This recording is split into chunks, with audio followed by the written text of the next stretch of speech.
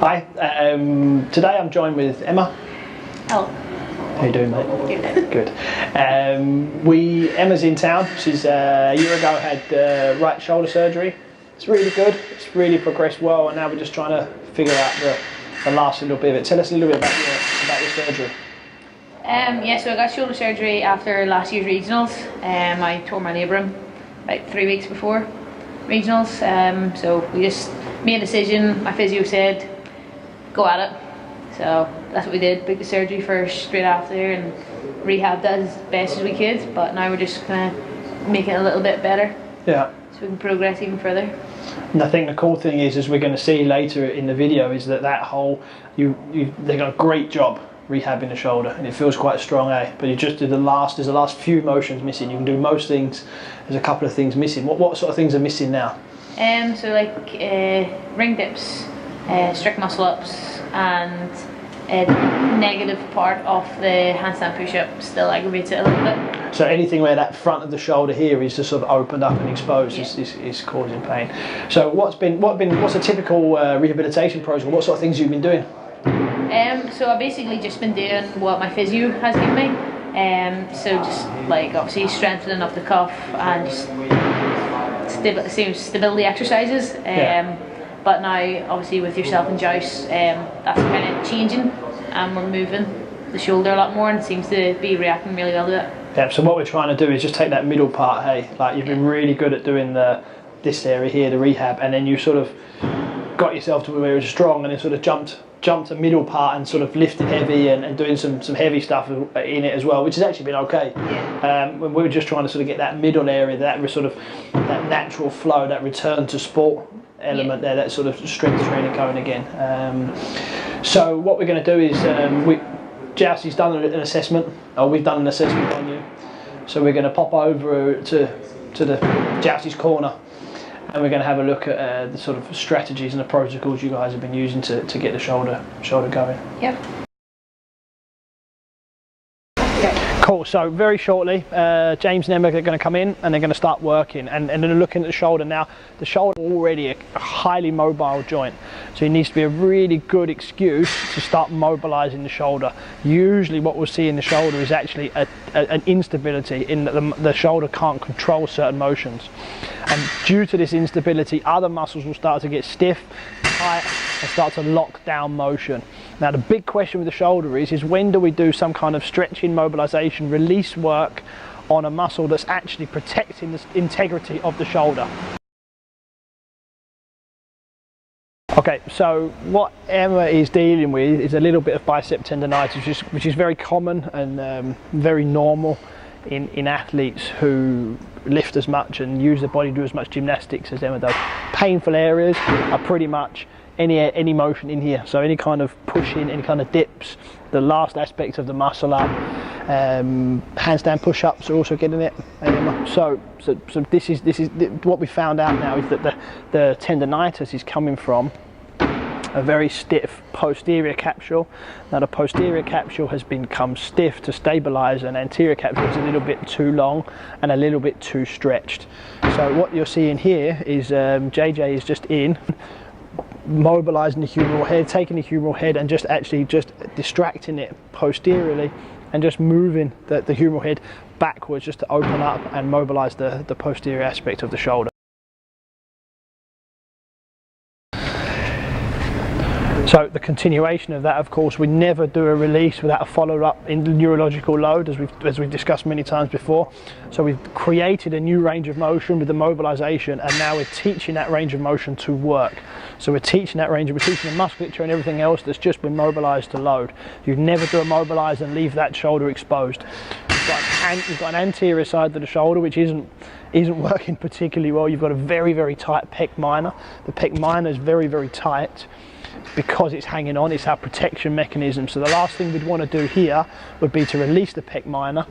What we'd want to do is leave that there and let that neurologically desensitize, and let that just happen by itself when the posterior side of the shoulder starts to work a little bit better.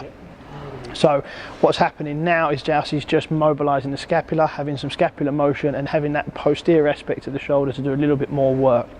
As the arm's coming up here, we're also starting to load the pec. Now ultimately what we're going to get to is it's very rare to have a pec that doesn't work or isn't just a dominant, but in Emma we've got a pec that isn't really supporting that anterior side. There's a slight lengthening of the anterior capsule on us on the right side, but there's a slight lengthening of our anterior capsule, and that lengthening here is actually then just being lax. So there's a laxity or an instability, and that posterior side here, which is pulling everything this way, is at the same time pulling that shoulder forward. So then when we get into that position here, into any kind of gymnastics exercise or pushing exercise here, that what we can't do is control that gliding forward because the musculature on the front can't load, lengthen and protect it.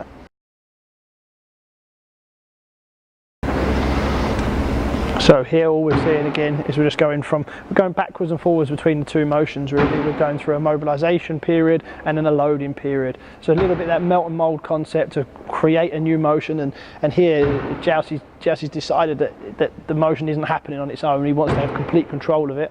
So we know that humeral head, which is gliding forward, so he's going a complete opposite motion here. He's just mobilising the posterior aspect of the shoulder, and as I say, he's taken the decision to use his fingers to do that because it's not happening through normal motion. We try to very, very, very rarely put our hands on the athletes and try and teach the motions themselves.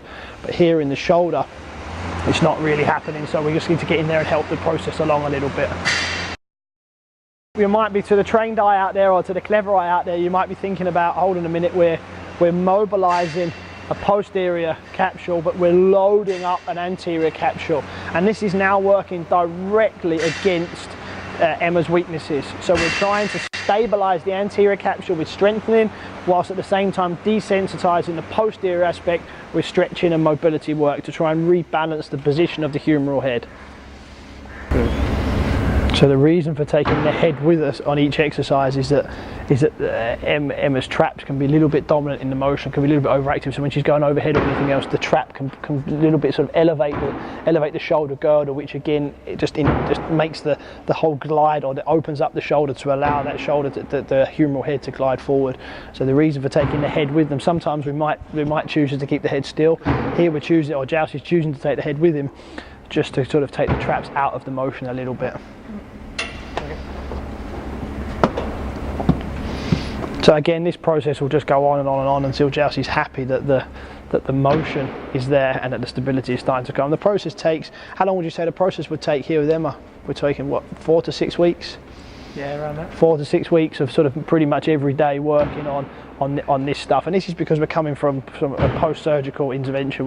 A normal remoulding of a motion or a remoulding of a joint won't take as long as that. So here, the reason for the hand coming with is actually just to, at the same time as we're lengthening a structure, we're loading the structure slightly at the same time. So we're creating some kind of neurological eccentric load into the posterior element whilst the humeral head is translating posteriorly. One more here.